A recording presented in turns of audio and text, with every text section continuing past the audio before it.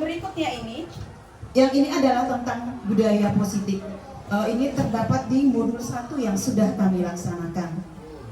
Budaya positif itu kami laksanakan mengingat disiplin positif yang sudah terlaksana di sekolah kita. Bagaimana cara menanamkan disiplin positif itu kepada anak? Maka yang pertama sekali adalah ada motivasi di dalam diri kita. Motivasi di dalam diri manusia itu ada dua. Yang namanya pertama itu adalah motivasi eksternal atau ekstrinsik, dan yang kedua adalah motivasi intrinsik.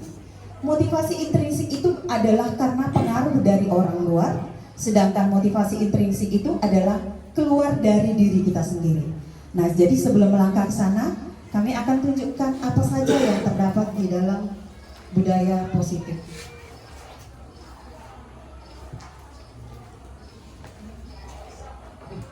Oke.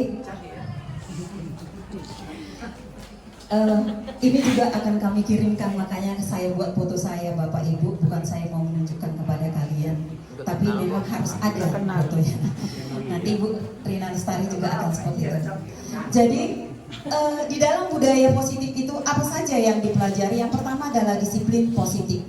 Disiplin positif itu adalah disiplin yang berupa peraturan yang akan dilaksanakan, tetapi peraturan itu bagaimana cara menerapkannya kepada siswa tanpa merasa terbebani.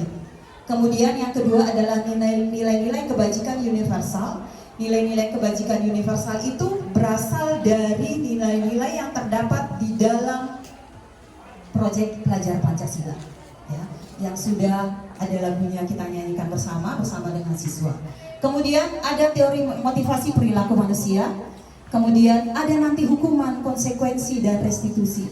Ini termasuk di dalam apa sebenarnya peraturan itu.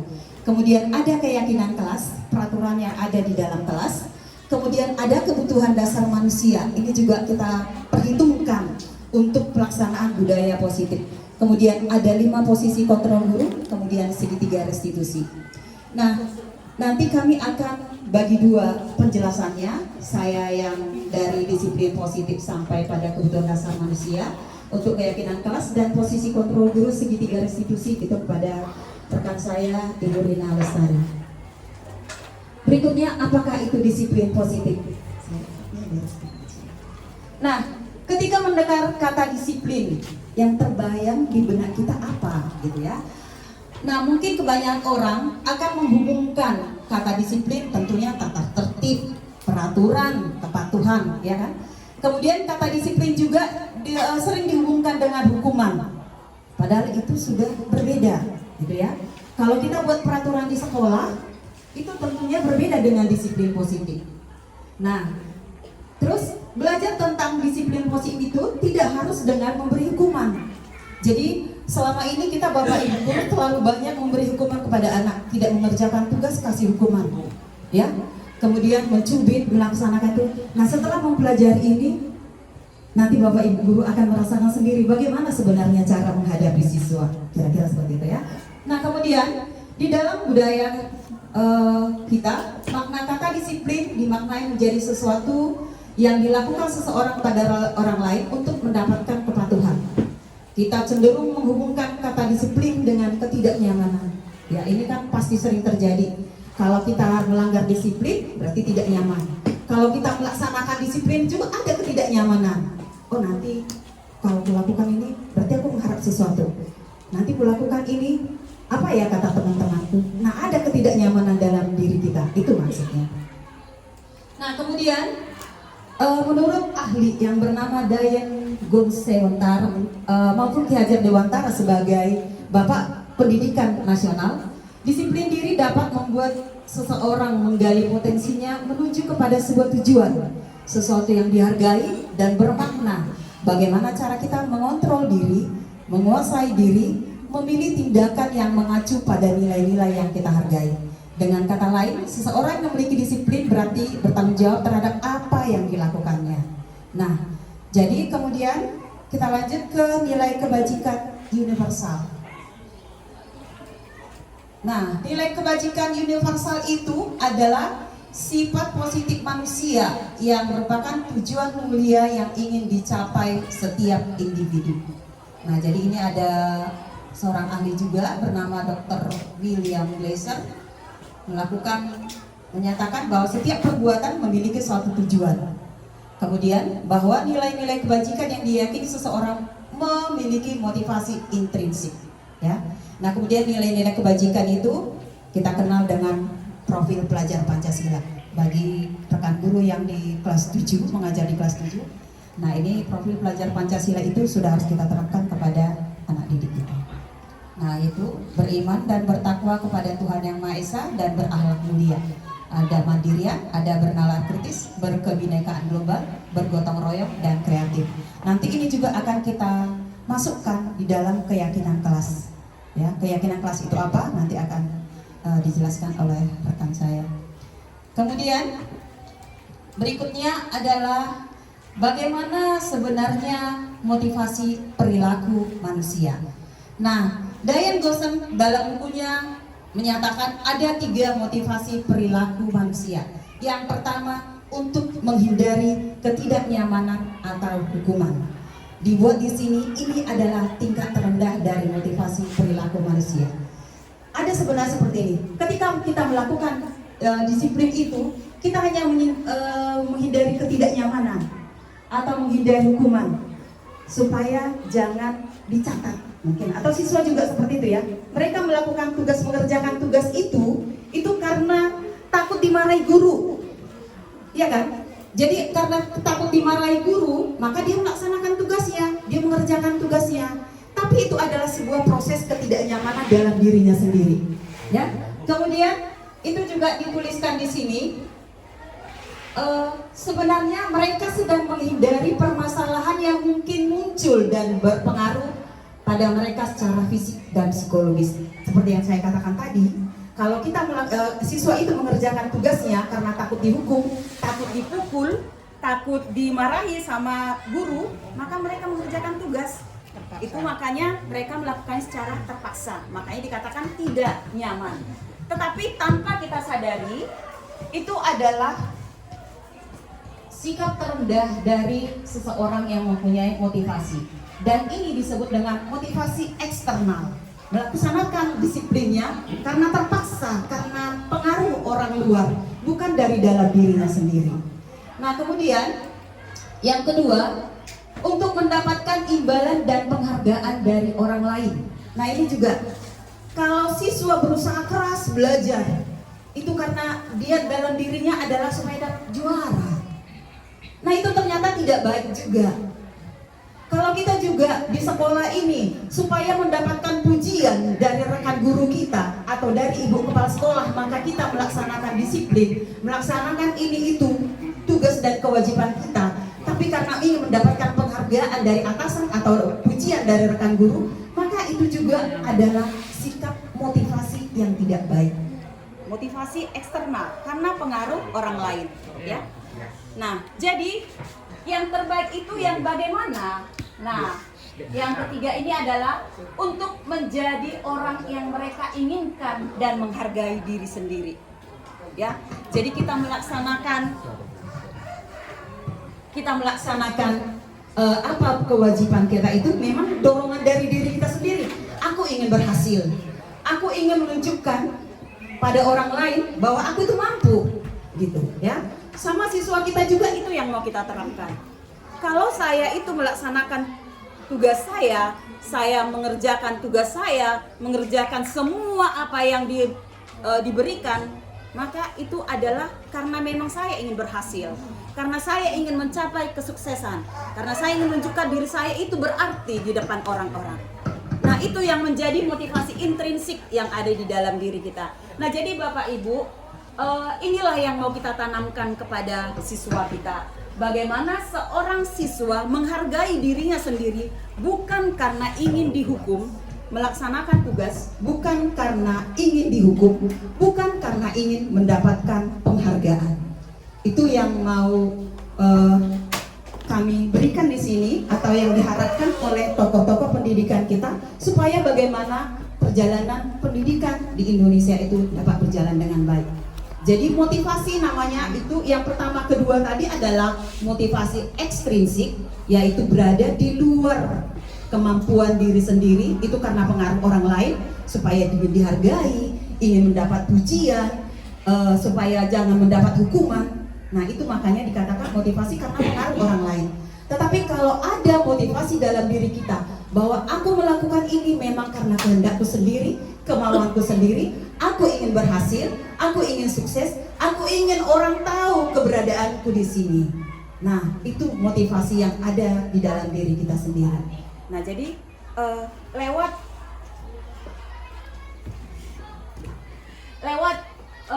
sosialisasi yang kami laksanakan ini, maka marilah Bapak Ibu kita tanamkan kepada siswa kita.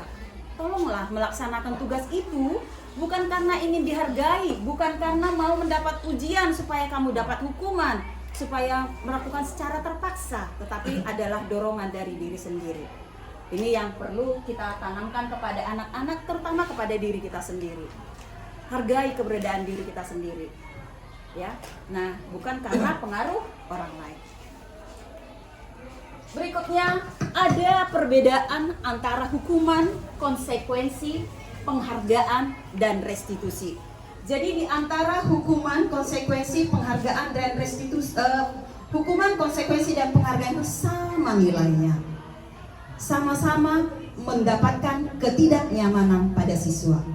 Tetapi kalau kita lakukan restitusi, maka inilah yang menjadi langkah kita sebagai guru supaya anak-anak itu mau mendengarkan apa yang kita laksanakan dan melakukan peraturan atau disiplin itu tanpa merasa terbebani. Nah, apa perbedaan hukuman, konsekuensi, dan restitusi? Restitusi itu pendekatan kepada anak. Jadi ada beberapa langkah nanti, 3 langkah yang akan kita laksanakan dalam melaksanakan restitusi.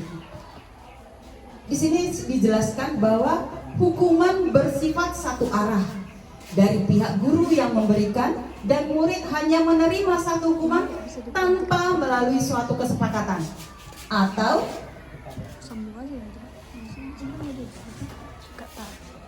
pengarahan dari pihak guru, baik sebelum anak disakiti oleh suatu perbuatan atau kata-kata. Nah, jadi ini hukuman yang sering kita lakukan ya Bapak Ibu Guru. Saya pun dari mulai SD, SMP, SMA, apalagi saya punya traumatik waktu di SD ya terhadap guru. Di SMP juga saya punya traumatik terhadap guru matematika. Tapi itu terobati ketika saya belajar di SMA. Saya mendapat guru matematika yang baik. Artinya baik, tidak melakukan hukuman tapi pendekatan yang digunakan. Maka Bapak Ibu Guru, kalau misalnya saya melakukan pendekatan seperti itu dalam mengajarkan matematika kepada anak-anak, itulah contoh yang saya berikan. Ketika saya ketika saya belajar di SMP metodis, saya sekolahnya di SMP metodis, gurunya semua Cina. Karena bapak saya juga guru SMA metodis, setiap guru satu rotan. Ketika setiap nilai harian, Ibu Era juga mata dari metodis, Ibu RRS juga dari metodis, satu guru itu satu rotan, Bapak Ibu. Jadi setiap kesalahan ada nilai ulangan harian. Kalau nilai 5, kita dipukul 1 kali, 4 2 kali, 3 kali, 2 4 kali, 5 kali, setiap hari, setiap guru bergantian. Jadi kita pulang dari sekolah itu, tangan kita itu sampai sini luka semua. Ya, mungkin Bapak Ibu berdua yang tamatan dari metodis mengalami hal seperti saya juga. Dan orang tua saya tidak protes karena bapak saya juga melakukan seperti itu kepada muridnya. Dan itu adalah peraturan yang mereka lakukan. Nah, ternyata hukuman itu membuat dampak bagi saya, gitu ya. Kenapa dampaknya bagi saya? Sampai sekarang saya ingat.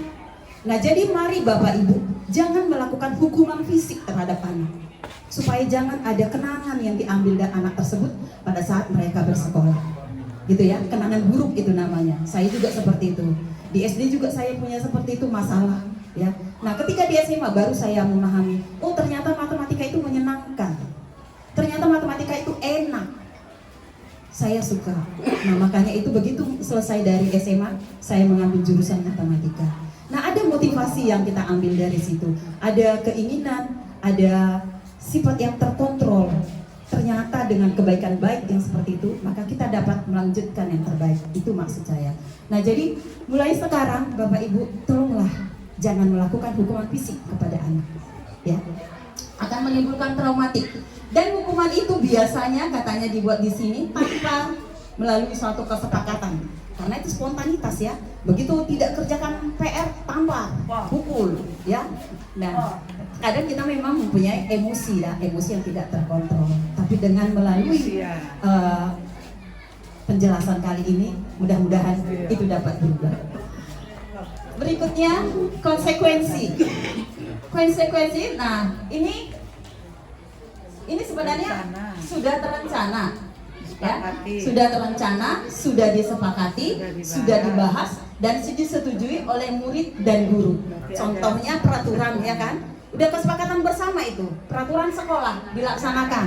Nah, jadi Bapak Ibu guru yang kepada siswa kami yang melanggar peraturan, maka hukumannya ini. Anak-anak udah tahu itu, dan mereka sudah siap menerima itu, ya, sudah siap menerima hukuman yang apa yang akan dibuatnya. Misalnya ini. Kalau tidak kau kerjakan 3 kali tugasmu secara berturut-turut, maka kau keluar dari kelas saya. Gitu. Saya pun melakukan seperti itu sebelumnya, tapi sesudah mempelajari mudah-mudahan sudah bisa saya rubah. Bersama Bu Erel kami sering konsultasi bagaimana caranya. Mungkin nanti dengan Bapak Ibu guru yang lain, mari kita sama-sama konsultasi dengan hal seperti sharing bersama. Nah, mengobrol di kelas, ya kan? Kemudian kalau kau ngomong di kelas, maka kau tidak usah istirahat, kerjakan tugasmu. Nah, itu ada yang seperti itu ya. Nah, jadi peraturan dan konsekuensi ini sudah diketahui sebelumnya oleh murid, ya. Tapi hukuman yang dilaksanakan tadi langsung spontan, sedangkan konsekuensi itu sudah ada dulu disepakati ya, sudah dibahas dan disetujui. Kemudian berikutnya adalah penghargaan. Ternyata penghargaan itu juga menyakitkan. Ya, penghargaan itu ternyata menyakitkan. Ya, cara-cara mengontrol perilaku seseorang yang menghancurkan potensi untuk pembelajaran yang sesungguhnya, itulah penghargaan. Kenapa dikatakan penghargaan itu tidak efektif? Ya kan? Kalau misalnya hari ini kita berikan yang ini, maka berikut besoknya itu yang lain lagi. Nah, jadi itu tidak bisa secara langsung tidak efektif ya namanya. Kemudian penghargaan itu merusak hubungan. Bagi yang juara 1, 2, dan 3, hari ini juara 1, semester depan dia juara 2. Nah, ini merusak hubungan antar teman. Oh, ternyata kau karena kau juara ini begini-begini. Nah, makanya dari mulai kurikulum 2013, kejuaraan itu sebenarnya sudah dihapuskan. Tidak dibuat lagi ranking di dalam rapot. Tujuannya adalah seperti ini.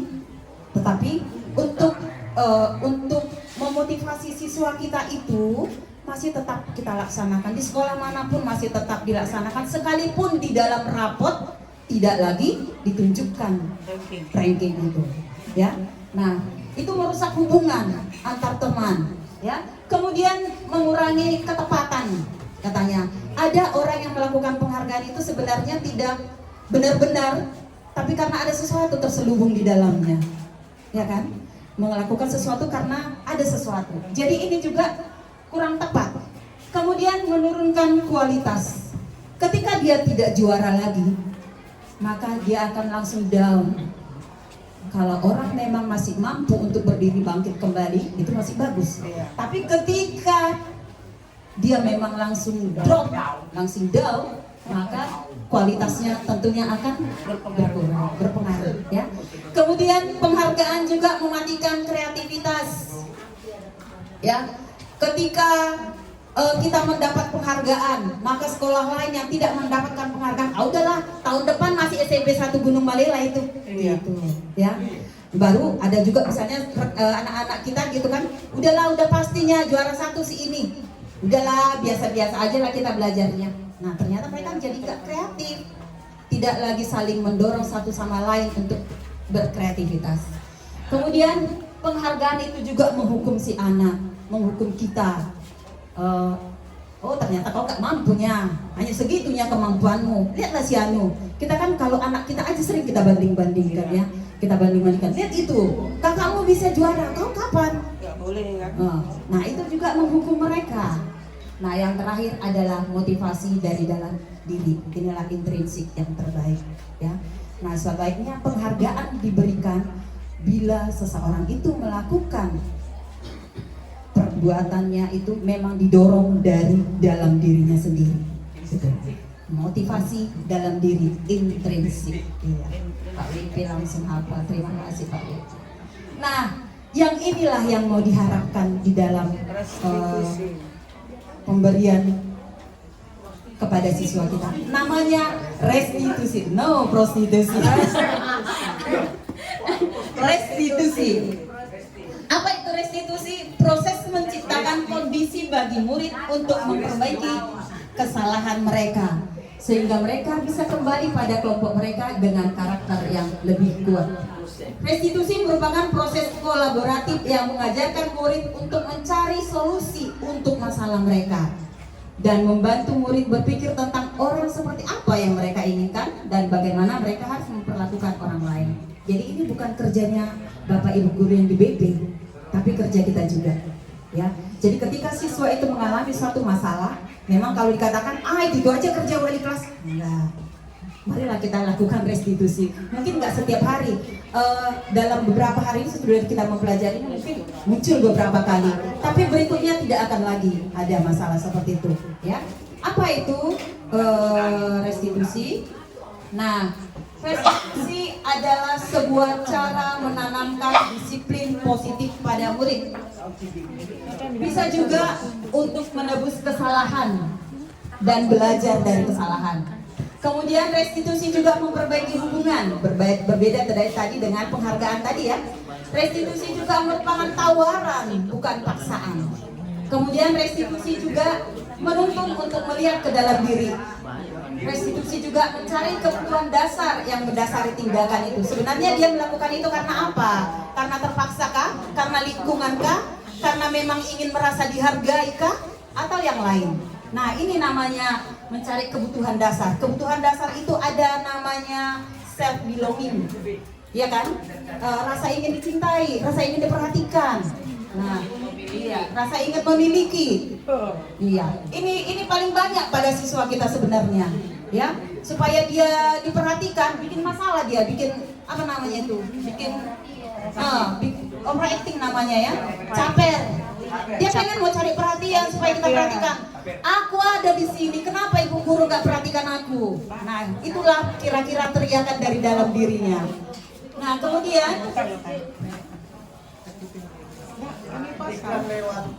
kemudian restitusi itu juga fokus pada karakter, bukan tindakan. Karakter itu sifat apa yang dalam dirinya, bukan tindakan. Kemudian restitusi menguatkan, fokus pada solusi. Kemudian adalah cara yang paling baik untuk mengembalikan murid yang berbuat salah pada kelompoknya. Jadi bukan berarti begitu salah dia, kita jadi pisahkan dia. Ini kembali kau ke tempatmu. Kalian itu semua adalah sama-sama mendapat dia. Kembali ke jalan yang benar. Nah, kemudian setelah mengetahui tentang apa itu restitusi, tentunya kita ingin bagaimana cara melakukannya. Ada 3 sisi dari segitiga. Nanti restitusi itu disebut dengan segitiga restitusi, ya. Ada 3 sisi segitiga restitusi untuk yang didasarkan pada prinsip-prinsip utama dari, ada nanti teori kontrol namanya ya. Ada sebagai penghukum, ada sebagai manajer, ada pembuat merasa bersalah kepada anak. Nah, jadi kita sebagai apa di situ? Sebaiknya kita nanti jadi manajer, ya. Nah, 3 segitiga restitusi itu, yang pertama adalah menstabilkan identitas, kemudian validasi tindakan yang salah, yang ketiga menanyakan keyakinan. Nah, bagaimana cara menyelesaikannya? Kita akan lihat, inilah dia namanya segitiga restitusi. Pada dasarnya yang kita laksanakan pertama adalah menstabilkan identitas. Apa kira-kira isinya? Ini dia. Bagian dasar dari segitiga restitusi. Segitiga itu mempunyai alas, maka pada dasarnya itu, bagian dasarnya itu bertujuan mengubah identitas anak dari orang yang gagal karena melakukan kesalahan menjadi orang yang sukses. Anak yang melanggar peraturan karena sedang mencari perhatian adalah anak yang sedang mengalami kegagalan. Nah, jadi dia mencoba memenuhi kebutuhan dasarnya, namun ada benturan. Kalau kita mengkritik dia, maka kita akan tetap membuatnya dalam posisi gagal. Kita kritik terus-terusan dia merasa gagal, nggak ada pun artinya aku, gitu ya. Nah, kalau kita ingin ia menjadi reflektif, bercermin pada dirinya sendiri, maka kita harus meyakinkan si anak dengan cara kalimat seperti ini. Nah, jadi ketika anak berbuat salah, yang pertama kita katakan, oh anakku, berbuat salah itu tidak apa-apa, itu manusiawi. Itu kata yang pertama. Atau boleh juga dengan mengatakan tidak ada manusia yang sempurna.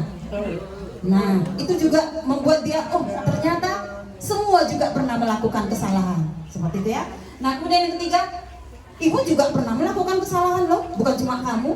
Nah, gitu ya. Baru kita bisa menyelesaikan masalah ini. Enggak berat kok ini, gampang ini, gitu ya. Baru saya bilang lagi, ibu sebenarnya enggak tertarik mencari siapa yang salah. Kalau saya berantem ya berdua, saya nggak tertarik mencari siapa yang salah di antara kalian berdua, ya kan? Tapi saya ingin cari solusi bagaimana supaya kalian itu berdamai dan tidak melakukan itu lagi. Kemudian boleh saya katakan, kamu berhak kok melakukan kayak gitu sama dia, karena mungkin dalam emosi. Nah, itu juga boleh kita katakan. Nah, terus baru yang selanjutnya, apakah kamu menjadi teman bagi teman yang baik buat dirimu sendiri? Karena kalau kau berbuat baik dalam dirimu sendiri, maka untuk temanmu juga bisa kau hargai. Nah, kalau kita mengatakan kalimat di atas akan sangat sulit, bahkan hampir tidak mungkin buat anak untuk tetap membangkang bila mereka mengatakan kalimat tersebut. Dan mungkin hanya butuh 30 detik ketika kita bisa mengubah situasi yang sulit menjadi kooperatif. Kooperatif itu artinya bisa bekerja sama. Berikutnya, sisi yang kedua, validasi tindakan yang salah. Tadi yang validasi yang kedua ini, ya, yang kedua. Nah, validasi tindakan yang salah. Setiap tindakan kita dilakukan dengan suatu tujuan, yaitu memenuhi kebutuhan dasar. Tadi itu yang saya katakan itu, ada orang yang cari perhatian, ingin merasa dicintai, aku butuh ini, aku butuh itu, gitu ya. Kalau kita memahami kebutuhan dasar apa yang mendasari sebuah tindakan yang dilakukan siswa kita tersebut, kita akan bisa menemukan cara yang paling efektif, ya. Nah, cara-cara itu dengan kalimat apa? Nah, begitu tadi si anak melakukan kesalahan, memukul, baru kita bilang, padahal kau tadi apa yang kau pukul? Saya tinju dia, Bu, gitu kan? Saya pukul mukanya. Terus kita bilang seperti, padahal kan kau bisa tadi melakukan yang lebih dari situ kan? Takut jegak kakinya, apa gitu ya kan? Nah, baru bolehlah kita kan. Terus apa alasanmu melakukan seperti itu? Kita tanya dia, kamu pasti punya alasan kan? Kenapa melakukan itu? Kemudian baru kita buat lagi, kamu patut bangga pada dirimu sendiri karena kamu telah melindungi sesuatu yang penting buatmu. Nah, mungkin itu berantem gara-gara sebut nama orang tua, ya. Siswa kita keributannya itu ya, dibilangi nama bapakku. Nah, itu mungkin sesuatu yang penting bagi dirinya sendiri. Jangan disebut nama bapakku. Nah, gitu, berantem. Nah, kita buat seperti ini kalimatnya. Nah, baru berikutnya, kamu boleh mempertahankan sikap itu, tapi kamu harus menambahkan sikap yang baru. Inilah, ada sikap yang baru yang harus kamu, apa itu? Cari dalam dirimu sendiri. Baru kita kasih penjelasan kepada dia. Nah, yang terakhir adalah sisi yang ketiga, menanyakan keyakinan. Teori yang ketiga ini menyatakan bahwa kita pada dasarnya termotivasi secara internal. Tadi yang saya katakan itu intrinsik, ya. Ketika identitas sukses telah tercapai sebagai kelas atau keluarga, sebagai kelompok. Apa sih sebenarnya di dalam kelas ini kau sebagai apa sebenarnya? Apakah kau berdiri sendiri atau butuh teman? Kalau dia katakan butuh teman, berarti kamu tidak boleh menyakiti temanmu. Seperti itu kan? Nah, terus di dalam keluargamu, misalnya seperti itu. Kalau kakakmu disakiti, bagaimana perasaanmu? Nah, itu yang kita tunjukkan di sini. Terus ada nilai-nilai umum yang telah disepakati. Artinya ada beberapa peraturan atau keyakinan kelas yang harus Bapak Ibu guru laksanakan sebenarnya sebelum memulai pembelajaran. Yang ketiga, apa bayangan kita tentang kelas yang ideal? Nah, kita tanyakanlah itu kepada anak-anak. Kamu nyaman gak di sini? Kalau kira-kira kamu nyaman, kira-kira seperti apa yang kau inginkan di dalam kelas ini supaya kamu nyaman di dalamnya? Nah, terus yang terakhir kita tanyakan, kamu jadi apa nakku? Menjadi apa kau nanti kalau sudah besar? Apa cita-citamu? Apa keinginanmu? Baru berikanlah motivasi atau dorongan kepada siswa. Inilah yang menjadi budaya-budaya positif yang sudah harus kita berikan kepada anak, supaya anak itu tidak lagi mendapatkan hukuman, tidak juga mendapatkan penghargaan karena terpaksa, tetapi mereka lebih cenderung kita melakukan restitusi atau pendekatan pada saat dia mengalami masalah. Nah, kira-kira seperti itu Bapak Ibu. Kalau ada nanti yang mau ditanyakan kepada kami siap menjawab dan memberikan tanggapan. Untuk selanjutnya saya serahkan kepada rekan saya Ibu Rena Lestari. Sebaiknya saya undang Bapak Ibu guru untuk berdiri semuanya.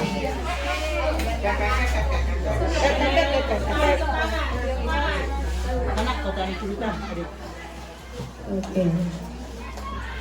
Icebreaking kita tidak usah menarik-narik, cuma buat fokus saja ya. Oke. Jadi saya lakukan geraknya, Ibu guru mengikuti suara saya. Oke, seperti itu ya. Contohnya Bapak gurunya sama Bapak Ibu guru. Ya. Tidak biasa pegang mic. Oke, ayo semua angkat tangan dulu. Kok nggak disurupan? Jangan kesurupan ya Bu. Jangan tarik kecak ini dari Bali. Oke. Stop. Hidung. Ikuti saya ya Bu.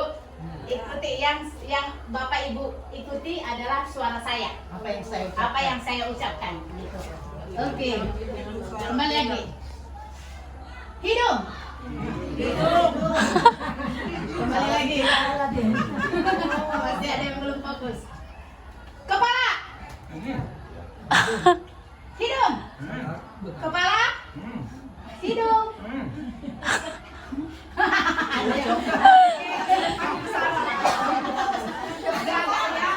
Oke, berarti belum fokus semua. Belum masuk tenaga manusia. Sekali lagi. Suara ya, suara yang saya itu. Hidung, kepala, hidung, kepala, kepala, kepala, hidung, hidung, kepala. Oke, semua sudah fokus. Terima kasih Bapak Ibu.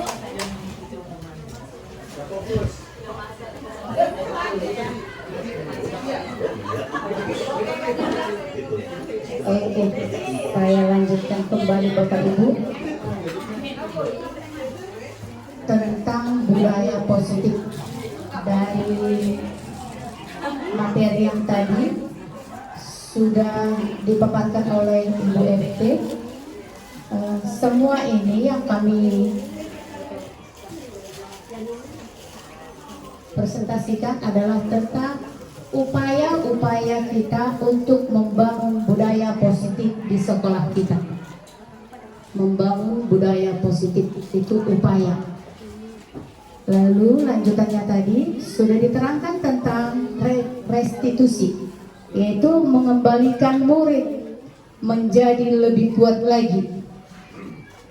Kalau selama ini saya juga melakukannya seperti ini. Kalau murid bersalah malah semakin dipojokkan. Setelah memahami tentang restitusi, bahwa ternyata semua orang pernah melakukan kesalahan. Tinggal kita bagaimana untuk menyikapi dan memperbaiki kesalahan itu, bahkan lebih kuat lagi. Jadi istilahnya ini bertobat lah, ya gitu kan? Oke. Nah, jadi prosesnya tadi ada restitusi, itu ada identifikasi, ada menanyakan keyakinan, dan ada menstabilkan. Namun semuanya itu sebelum kita melaksanakan restitusi itu terlebih dahulu ada keyakinan kelas. Ini dia keyakinan sekolah. Untuk melakukan itu tadi Pak WP,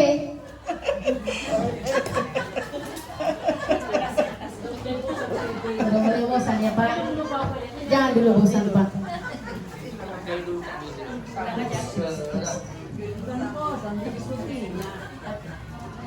Ini dia Pak Wib.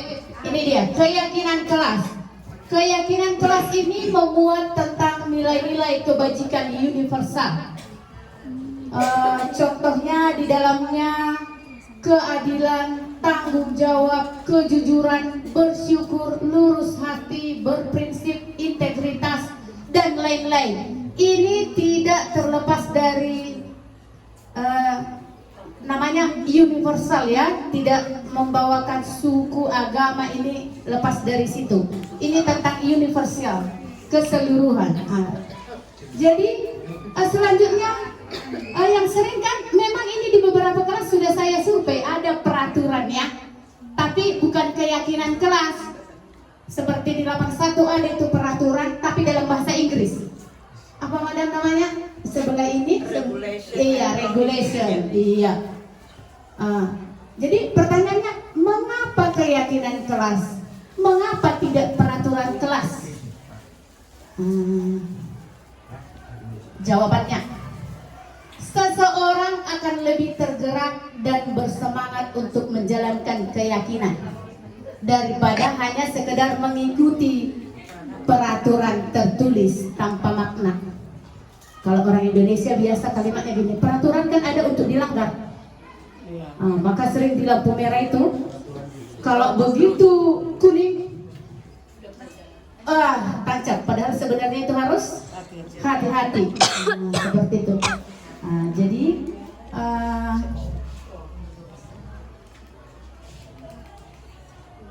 ini dia. Ada beberapa pernyataan seperti ini. Yang pertama, mengapa kita memiliki peraturan tentang menggunakan helm? Jadi kemungkinan jawaban supaya selamat, begitu ya. Yang kedua, mengapa kita memiliki peraturan memakai masker dan mencuci tangan? Kemungkinan jawabannya juga kesehatan dan keselamatan. Lalu Bapak Ibu, nilai-nilai keselamatan dan kesehatan inilah yang disebut dengan keyakinan. Kita yakin, maka kita lebih mau rela melakukannya daripada aku mati waktu COVID, ya aku pakai lah itu meskipun sesak, gitu ya kan. Tapi kalau hanya disuruh harus pakai masker, itu peraturan ya. Tapi tidak ada keyakinan, untuk apa pakai masker sesak. Tapi kita yakin bahwa kalau tidak pakai masker kita bisa mati, ya gitu ya. Seperti itulah keyakinan yang saya maksud tadi. Jadi dalam pembentukan keyakinan kelas ada beberapa langkah Bapak Ibu yang harus kita buat. Namanya keyakinan kelas, berarti ini di kelas lah kita lakukan. Kita lakukan sebaiknya awal-awal tahun ajaran atau semester. Tapi sebaiknya tahun ajaran karena setahun itu dia bakalan murid kita seperti itu, atau di kelas itu mereka lah penghuninya. Jadi pembentukan kelas itu ya, yang pertama keyakinan kelas bersifat lebih abstrak dari peraturan yang lebih rinci dan konkret, berupa pernyataan-pernyataan yang universal, dibuat dalam bentuk kalimat positif. Contoh kalimat positif ini, jangan, misalnya jangan terlambat, itu diganti jadi datanglah tepat waktu. Itu contohnya ya Bapak Ibu. Boleh pakai jangan. Iya. Dihilangkan kata negatif itu. Jangan lari-lari. Itu diganti jangan berjalanlah dengan hati-hati. Begitu. Oke. Iya, kalau misalnya jangan berbohong berarti selalu jujur. Iya, bagus tuh. Seperti itu dia. Oke. Selanjutnya tidak perlu banyak sehingga mudah diingat. Gak usah banyak-banyak kali kalimatnya. Yang penting gampang diingat. Kalau sudah diingat berarti otomatis dilaksanakan. Selanjutnya, untuk membuat keyakinan kelas ini semua warga berkontribusi, cacah pendapat. Karena dari kita untuk kita, seperti itu. dan suatu waktu bisa ditinjau kembali, tidak paku mati ya Bapak Ibu. Bisa ditinjau kembali, oh tidak cocok dia nih, kita ganti, tapi tetap harus melalui cacah pendapat dan harus tetap berpacu kepada nilai-nilai universal tadi. Ada kejujuran, tanggung jawab, dan lain sebagainya.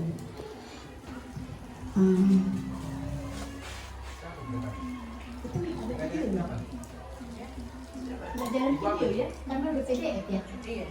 Oh, maaf ya Bapak Ibu. Ini. Oh iya, jalan dulu.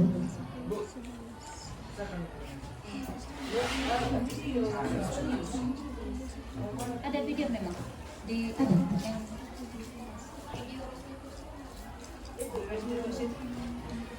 Bukan, video restitusi nanti selanjutnya. Oke, next slide Bu RT. Diterangkan aja foto itu. Saya terangkan aja, anggaplah itu sebuah video ya Bapak Ibu. Ini kan kita pelajari, kita pahami, lalu kita terapkan. Tidak bisa langsung 100%, tapi paling tidak 2%, besok tambah gitu kan. Budaya positif ini juga seperti itu ya. Enggak terus semua kita melaksanakan. Tidak terus semua nanti kita berhasil. Ini butuh waktu. Tapi sedikit demi sedikit, lama-lama jadi bukit. Seperti itu. Jadi ini saya lakukan di kelas 88. Kebetulan saya wali kelasnya. Contoh seperti inilah saya membuat keyakinan kelas. Karena di kelas saya paling rawan juga. Ada yang cabut, ada yang merokok, ada. Lalu saya sebutkan dulu beberapa nilai-nilai universal yang sering terjadi atau yang baik menurut saya dulu, versi saya. Lalu saya kembalikan kepada mereka. Yang mana lainnya yang mau kita buat, atau menurut kalian ada yang memberi ide atau saran tentang keyakinan kelas yang mau kita jalankan sepanjang 1 semester ke depan. Nah, seperti itu. Jadi semua ini 19 orang membuat, tapi kalimatnya masih tidak ini tidak cabut, tidak merokok, seperti itu kan? Tapi saya terangkan lagi, jangan tidak berarti datang tepat waktu, jangan yang melompat pagar, karena ada itu karena mereka katanya paling sering ke situ. Jadi jalanlah dari pintu gerbang. Senyum sapa harus kita lakukan seperti itu. Lalu saya suruh mereka tempel-tempel. Setelah ditempeli, kita buat lagi per kebutuhan. Contoh yang bagian terlambat, pasti ada ini 5 orang yang buat terlambat. Nah, kasih kita satu baris. Ini tentang waktu ya nak. Ini tentang disiplin. Ini tentang cabut. Nah, seperti itu. Inilah yang masih saya lakukan. Meskipun sederhana, marbogai nama hitam. Ya, oke. Lalu tadi seperti yang di segitiga restitusi tentang validasi. Validasi itu kan bagaimana sebenarnya kebutuhan dasar manusia supaya kita bisa memahami. Sebenarnya kebutuhan manusia ini secara garis besar ada 5. Setiap tindakan manusia ada 5 dasarnya. Seperti itu. Jadi ini kita pahami supaya bagian dari ini juga upaya untuk meningkatkan budaya positif. Yang manakah kebutuhan dasar manusia? Banyak juga yang nggak kita pahami kadang kan. Contoh pertanyaan pemantik. Ibu Ambar, guru wali kelas 7A di SMP Bina Harapan, sedang bingung menghadapi salah satu murid di kelasnya, yaitu Doni. Beberapa siswa di kelas 7A telah datang padanya dan mengeluh. Doni yang sering meminta bekal makan siang dengan paksa. Sekarang, jika Bapak Ibu menghadapi seperti Ibu Ambar, apa yang akan Bapak Ibu lakukan? Menurut Bapak Ibu, kira-kira apa alasan Doni melakukan hal itu? Ada yang mau berpendapat?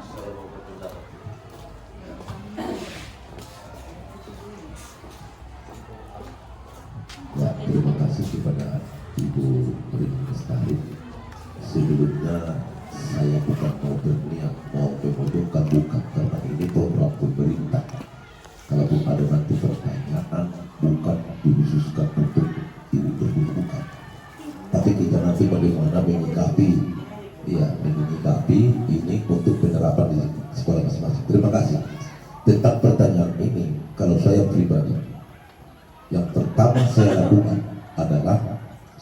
pelajari dulu bagaimana karakter anak ini.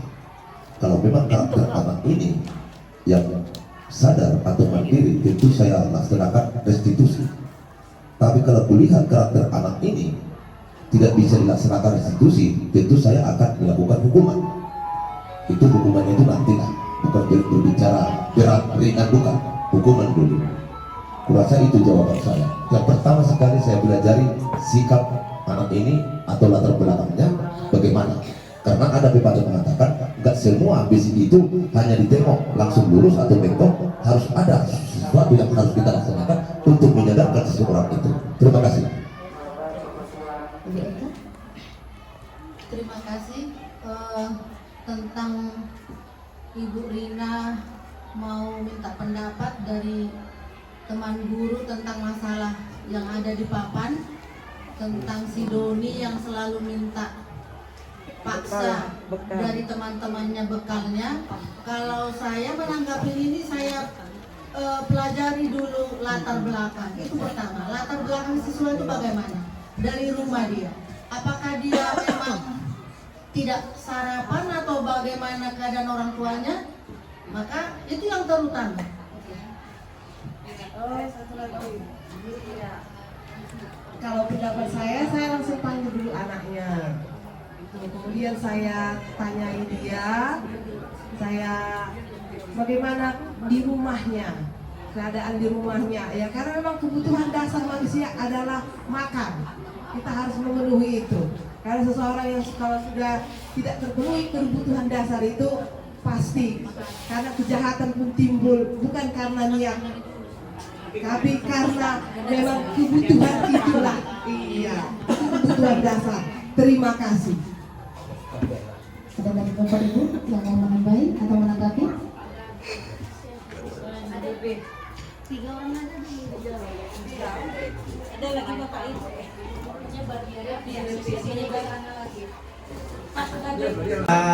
Saya rasa mungkin secara umum semua guru kalau ada masalah seperti yang di papan mungkin sama ya. Kita cari dulu latar belakang dari sisi siswa. Karena pas tadi kata Ibu Desi, semua dilakukan karena perut sejengkal. Jadi mungkin ya aku rasa yang paling utama atau prioritas utamanya adalah si siswa dulu. Kita tanya dulu bagaimana, kita panggil ya, boleh ya, empat mata kita tanya apa tadi pagi dari rumah sarapan atau tidak. Ya kalau nggak sarapan ya wajar, dia kan dicuri makanan kawannya. Nanti baru setelah itu dia ada tindak lanjut setelah kita tanya langsung kepada siswa. Terima kasih. Terima kasih Pak.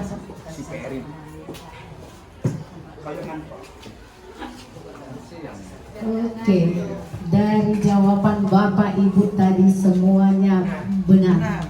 Tepuk tangan. Iya, pada dasarnya setiap permasalahan pasti ada solusinya, dan yang membuat masalah juga pasti ada alasannya. Jadi kita jangan terus emosi, tanya dulu. Yang pertama tanya dulu, karena pada dasarnya kebutuhan manusia itu menurut William Glasser pada bukunya Choice Theory, yaitu tentang bahwa kebutuhan dasar manusia itu yang pertama sekali adalah kebutuhan bertahan hidup, survival namanya. Survival, oh iya, bahasa Indonesia yang benar. Survival, ya benar. Iya, yang kedua yaitu rasa kasih sayang dan rasa diterima. Yang ketiga yaitu kebutuhannya, yaitu penguasaan. Keempat kebebasan, dan yang kelima kesenangan. Oke, saya tanggapi dulu sebentar tadi. Kalau memang dasarnya kadang kan yang kita jumpai jarang yang nggak makan dari rumah kan, tapi memang ada faktornya, ada iseng-isengnya gitu kan. Supaya orang lain inilah, supaya orang lain itulah, supaya guru juga inilah, itulah yang tadi disebutkan, ingin mencari perhatian lah, banyak. Jadi keterangannya seperti ini.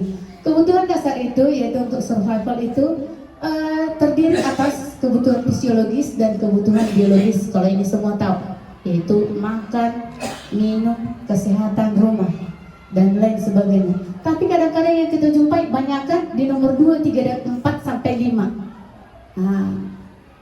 Menurut survei Indonesia kayaknya Kalau masalah makannya belum ada yang kekurangan seperti itu, masih masalah makan aman. Nah, jadi anak-anak ini kadang melakukan hal-hal tadi seperti yang dilakukan si Doni. Nah, ada dia yang kedua, yaitu ingin memperoleh kasih sayang atau rasa diterima. Rasa diterima ini yaitu rasa ingin terhubung dengan orang lain. Maka si Doni kadang mau melakukan itu supaya kawan-kawannya perhatian sama dia, seperti itu. Kebutuhan yang ketiga itu penguasaan. Kalau kita balikkan tetap ke si Doni tadi, maunya dia gak ada alasannya lapar, gak ada ingin cari perhatian, tapi supaya dia tahu bahwa aku jago. Seperti itu Panggaro. Ingin diakui temannya, mendapat pengakuan seperti itu. Banyak kan seperti itu menjailing, seperti si Alip loh. Kenapa kau keliling-keliling Alip terus? Iya kan? Setiap hari si Alip kurasa semua guru semua. Dan saya tanya itu selalu, dia ingin menunjukkan bahwa dia itu hebat, anak pramuka, gitu kadang kurasa. Makanya kadang maunya tersinggung kurasa bertopik. Kau ini, rupanya kau yang membawa masalah. Kau ajak si ini, ikut pula anak 88 diajak kan? Berarti anak ini kebutuhan dasarnya ingin mendapat ingin menguasai, mendapat penghargaan dari orang. Yang selanjutnya kebebasan, rasa bebas. Kalau masalah si Doni tadi, rasa bebas contohnya seperti ini. Orang tuanya menyediakan bekal seperti itu, jadi dia mau yang rasa-rasa lain. Contohnya, di rumahnya telur, kawanku ada kadang nugget, ada kadang geprek, seperti itu.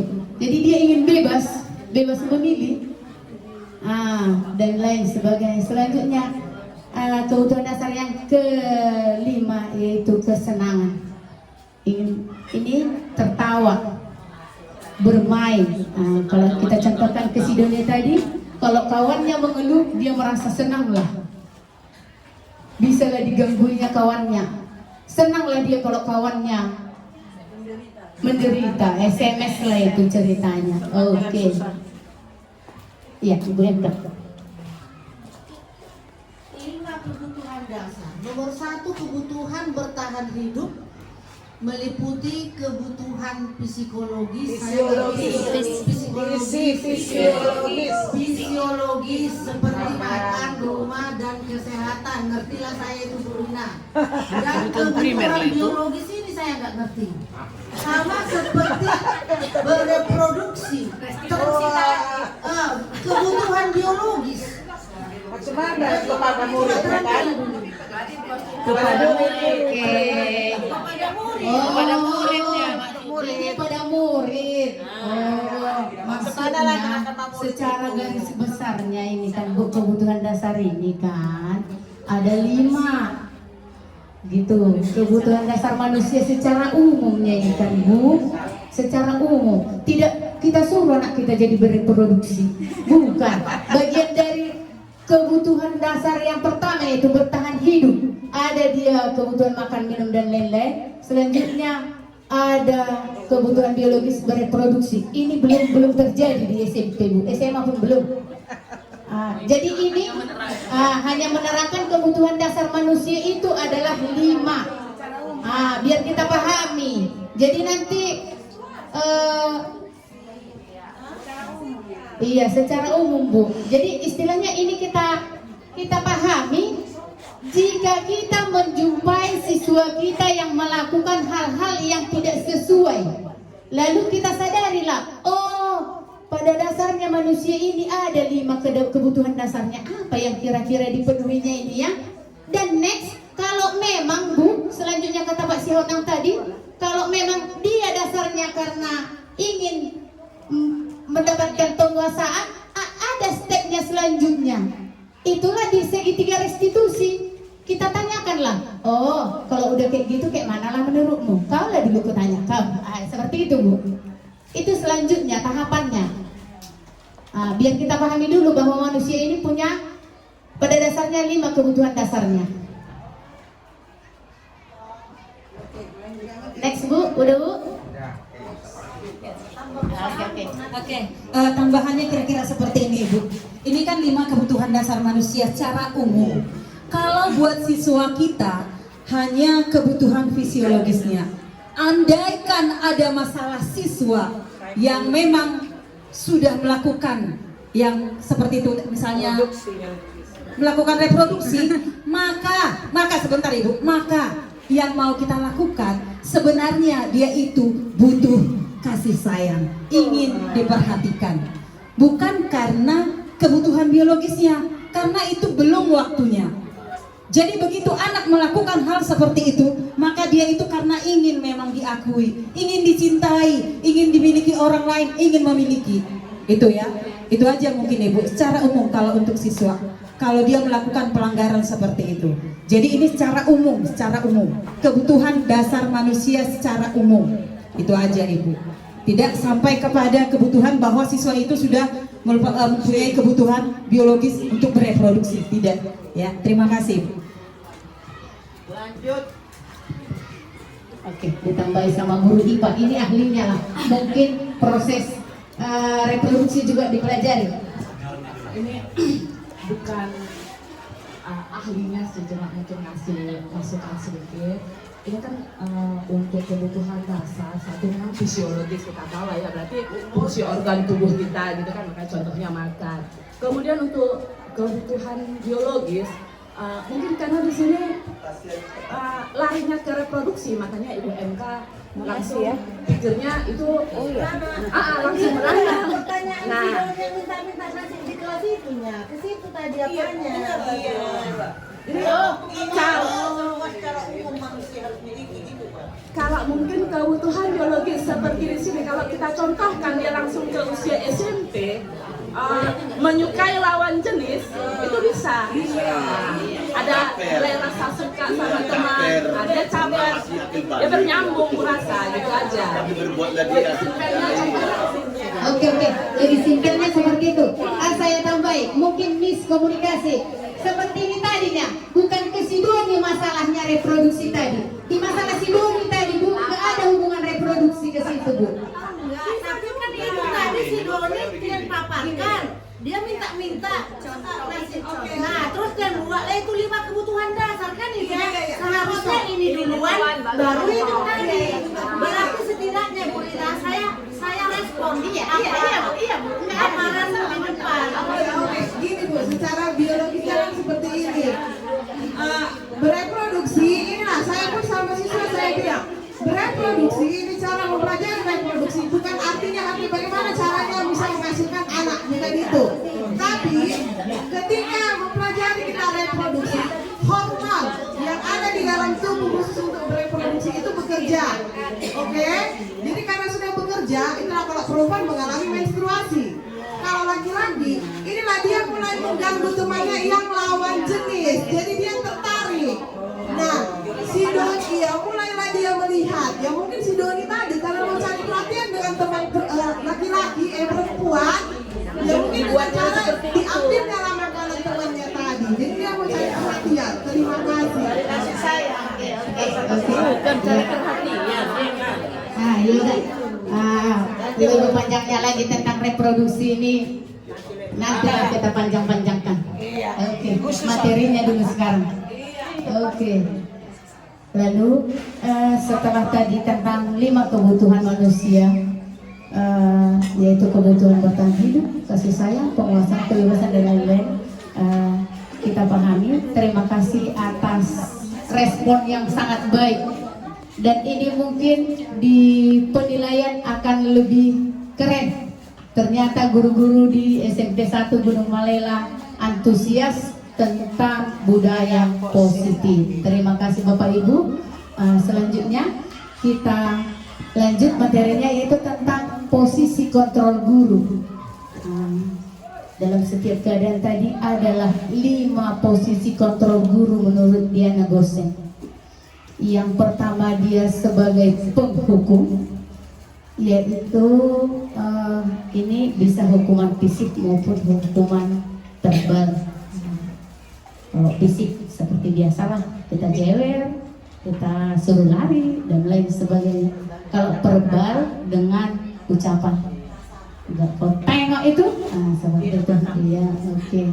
Lanjut, yaitu yang posisi kontrol kedua yaitu pembuat rasa bersalah. Selanjutnya teman. Selanjutnya yaitu pemantau dan manajer. Nah, di antara posisi kontrol guru yang disarankan adalah langsung ke intinya. Kalau tidak bisa sebagai manajer, paling minim harus jadi pemantau. Kalau iya bu, pemantau. Dia negosen itu. Guru sebagai apa tadi?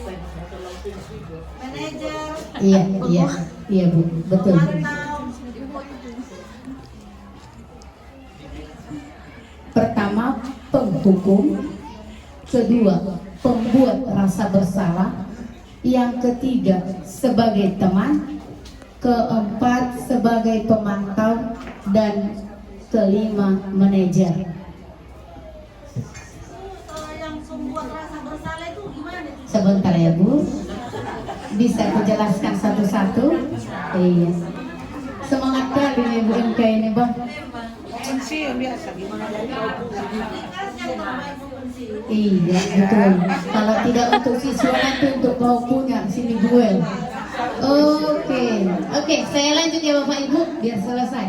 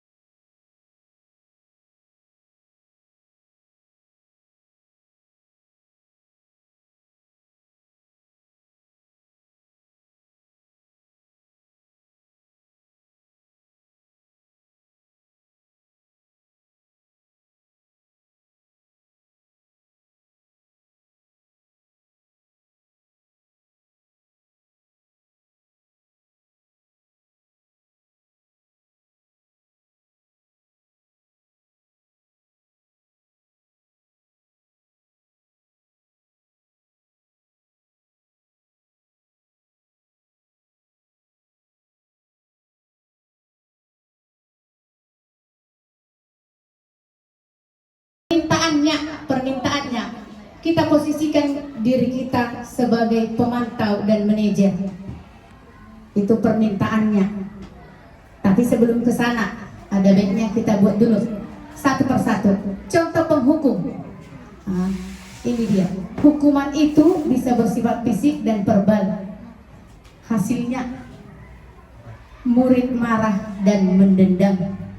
Apakah kita mau murid kita dendam sama kita? Nggak mau, makanya jangan dilakukan. Jangan dihukum. Dilakukan menghukum. Ada cara lain. Oke? Selanjutnya membuat rasa bersalah. Ini tidak bagus juga, Pak WT.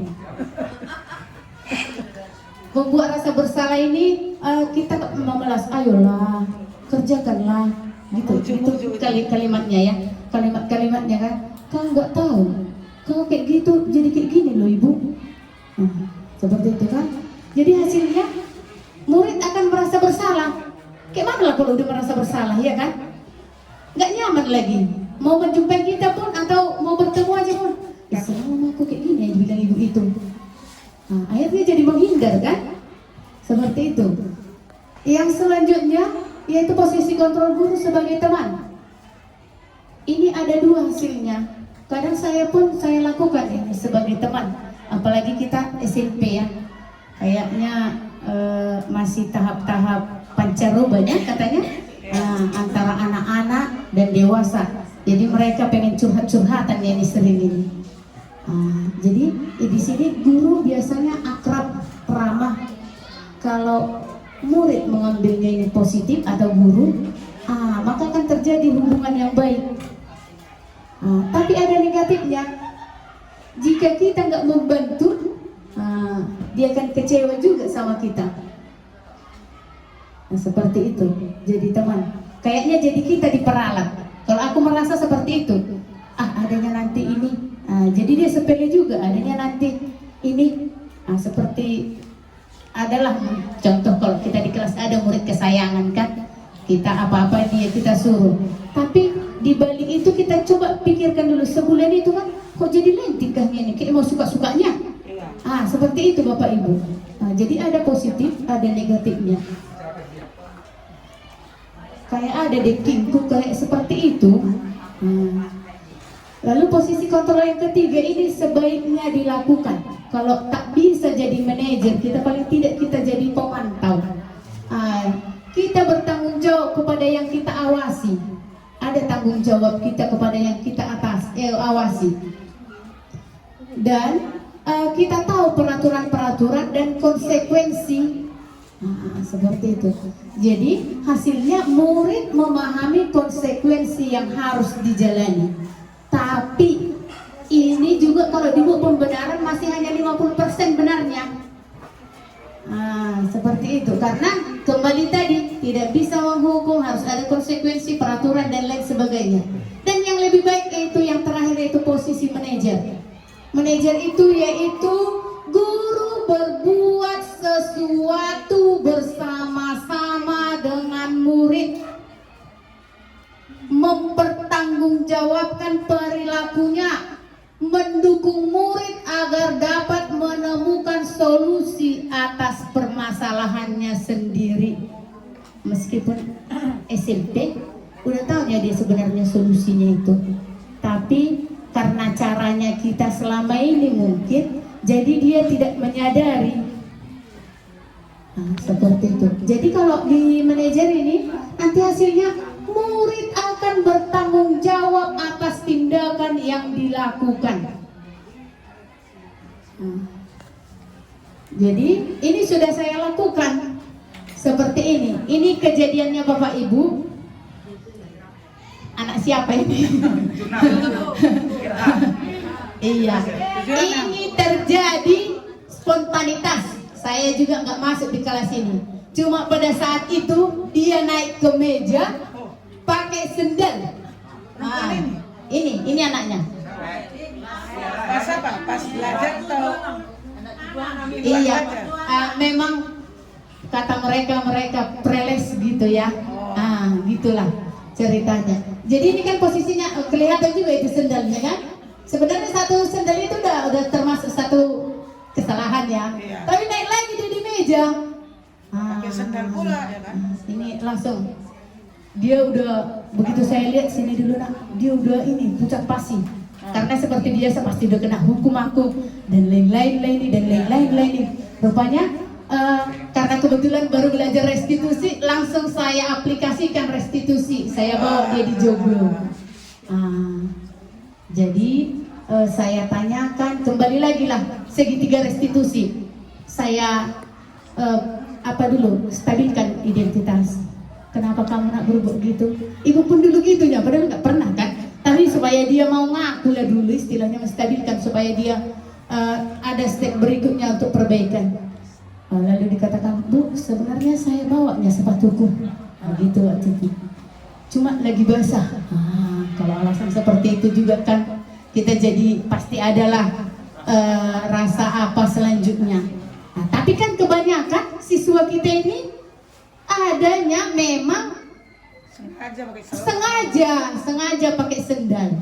Jadi kalau ini memang anaknya setelah saya pendekatan pakai restitusi, segitiga restitusi, dia bilang sebenarnya saya akui memang dari proses saya gali informasi tentang keyakinan, oh ternyata hanya karena basah itu dan masalah yang naik itu tadi baru dia ngaku, iya Bu, saya begini tadi, saya mau ngomong gak ada yang dengar, lalu saya naiklah di atas meja. Seperti itu. Yang ketua kelasnya nih Bu, halo. Berorasi berarti dia. Oh iya, pokoknya seperti itu dibilangnya. Saya gak ada yang dengar Bu, saya naik iya. Tapi menurutmu nak, bagus kan naik ke meja nak? Seperti itu. Lalu mungkin mudah-mudahan selanjutnya nggak bakalan naik meja lah dia, kurasa. Menurut pengakuan dan proses yang kami lakukan itu bakalan 100% saya jamin nggak bakalan naik meja lagi ya. Oke Pak. Dari mukanya aja ini orang disiplin di rumahnya. Yang repotnya kita, kalau kebetulan orang yang bandel di sekolah ini, bagaimana kita memberikan restitusi itu pun mungkin tidak. Itu faktanya ada di sekolah kita. Orang BK di sana setiap hari menegur, setiap hari mengingatkan. Memang jiwa anak itu sudah bandel. Kalau ini orang baik ini, itu dikasih saran aja ini mengerti. Ini anak kelas 7, itu kan saya. Dari mukanya ini baik, kebetulan ibu menasihati dari restitusi ya nyambung. Yang repotnya anak yang paling bandel ini kalau kita laksanakan langsung restitusi, apakah nyambung apa enggak? Nah itu yang menjadi masalah. Nah itu. Terima kasih. Oke, terima kasih Pak. Intinya seperti ini Pak. Di seluruh Indonesia atau di seluruh dunia juga kita jumpainya siswa yang bandel. Kalau baik-baik aja yang nggak mungkin pala dipelajari ini gitu. Gitu ya. Jadi seperti ini Pak. Tadi kita udah sepakat sedikit demi sedikit, lama-lama jadi bukit. Kalau tadi ini kebetulan dapat yang baik. Kalau misalnya siap dila, bilanglah lagi Pak langsung sama aku. Jadi Pak, kayak siap dila itu sudah mulailah kita lakukan restitusi juga Pak. Didengar nggak didengar, tapi paling tidak melalui keyakinan, kurasa adalah perubahan Pak. Ada perubahannya Pak. Iya. Iya. Itu yang paling benar asistennya si Alik tadi. Makanya terus perhatianku sama si Alik karena dia yang bawa. Dan ini berhasil Pak. Meskipun hanya 15% dulu ya Pak. Karena membuat perubahan nggak langsung seperti membalikkan tangan, pakai proses. Oke, demikianlah Bapak Ibu tentang budaya positif, upaya-upaya yang dapat kita lakukan dalam menjalankan budaya positif di sekolah kita. Untuk perhatiannya tentang saran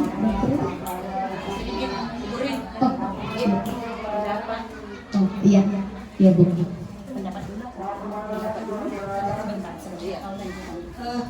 Baik Bapak Ibu, kita akan melihat bagaimana video restitusi, bagaimana cara penyelesaiannya.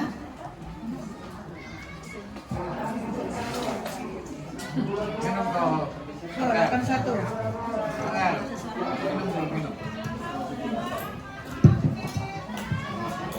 Orangnya situ dekat ibu saya.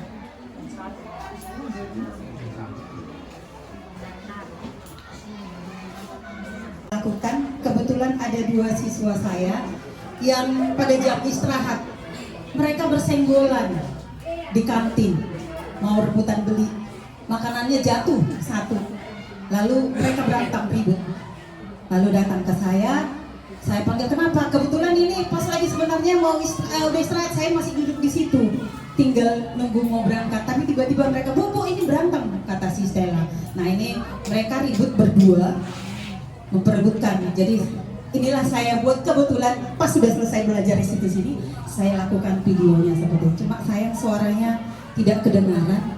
Ini saya lakukan pendekatan menyelesaikan masalah itu langsung di situ. Nah tadi kata Pak Hotam, bagaimana cara menyelesaikan itu, bagaimana cara langsung? Ya memang nggak bisa Pak secara langsung. Artinya kalau kita sendiri yang berbuat, satu guru aja yang melakukan restitusi terhadap siswa tidak boleh. Makanya diperlukan kolaborasi bersama guru yang masuk dalam kelas, ya. Nah ini ada satu lagi yang paling fatalnya, maaf Bu LB, anggotanya Ibu ini saya gunakan. Ini saya buat di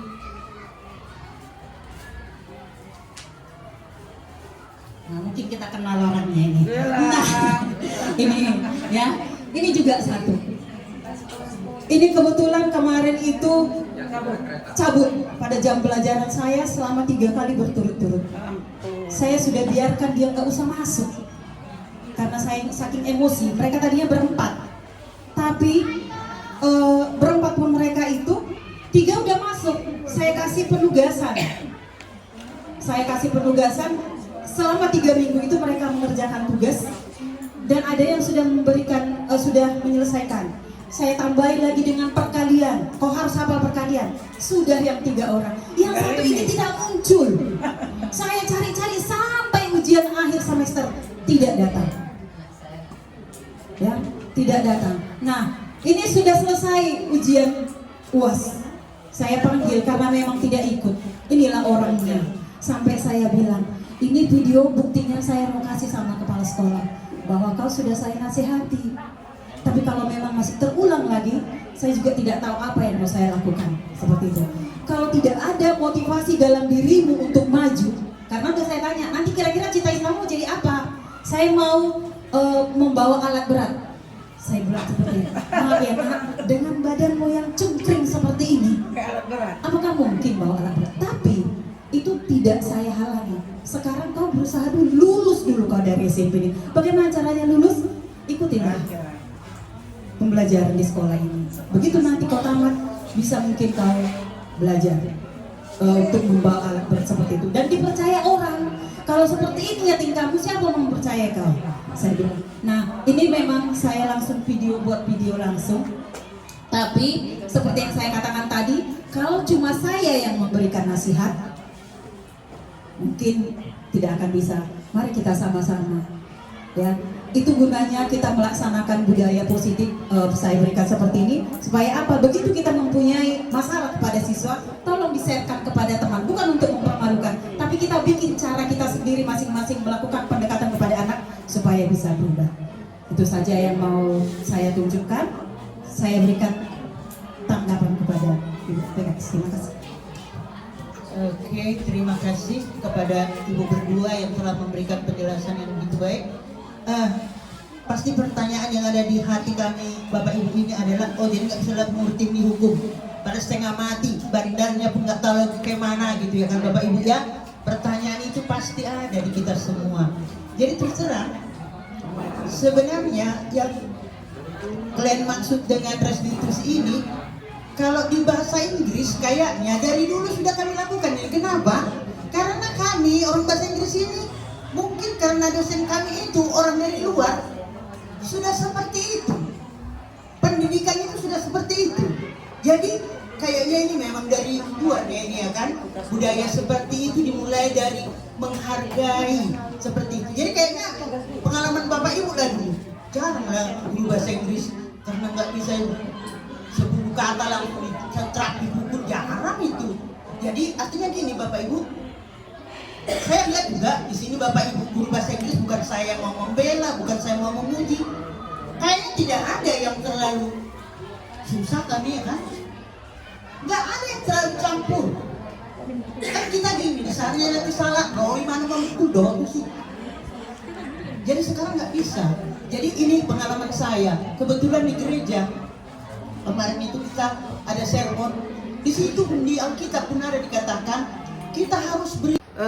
Dari yang Ibu videokan kelas 97 si Galang ya Bu ya? Galang apa Gilang? Kak Gilang. Kebutuhan dasar apa yang Ibu terapkan untuk menangani kasus si Gilang ini Bu? Itulah yang saya tanyakan. Terima kasih Bu.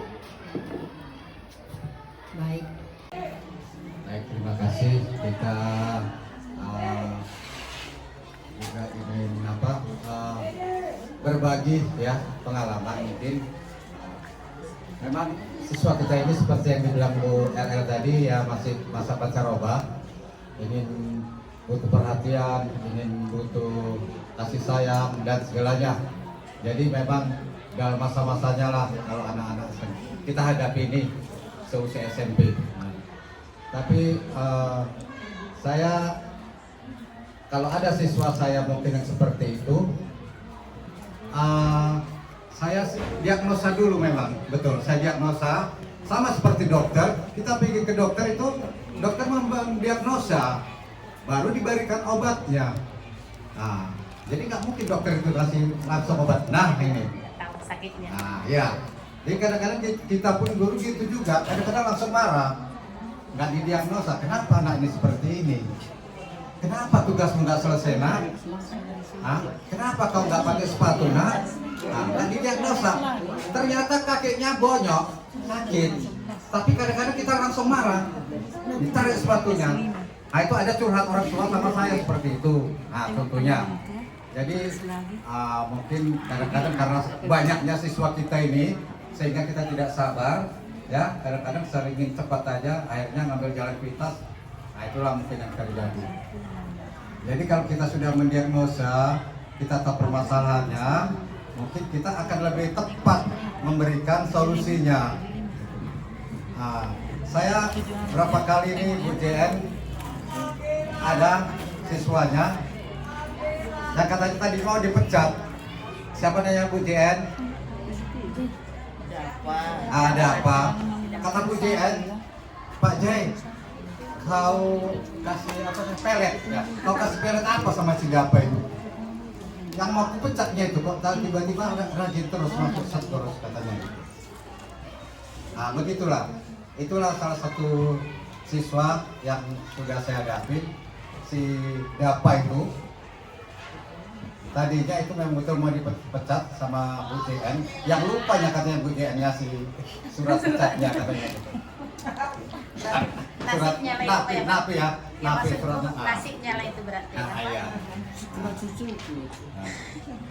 Terus kemudian tadi ada siswanya Bu RL ya, si Abdillah ya. Saya sempat masuk berapa kali, yang mungkin setelah Pak AS pensiun, saya menggantikan Pak AS masuk ke kelas 88. Yang saya alami si Abdillah itu tidak seperti yang saya dengar, bahwa si Abdillah itu justru seperti si Gapa juga. Responnya bagus. Pak, saya ke depan Pak, ngerjakan. Boleh tanya semua siswa yang lain, ya. Si siapa Abdillah ya. Ternyata responnya bagus. Nah, jadi mungkin itu tadi, kita boleh memberikan solusi itu, terutama harus didiagnosa dulu. Setelah didiagnosa baru berikan solusi. Mungkin itu lebih tepat. Terima kasih.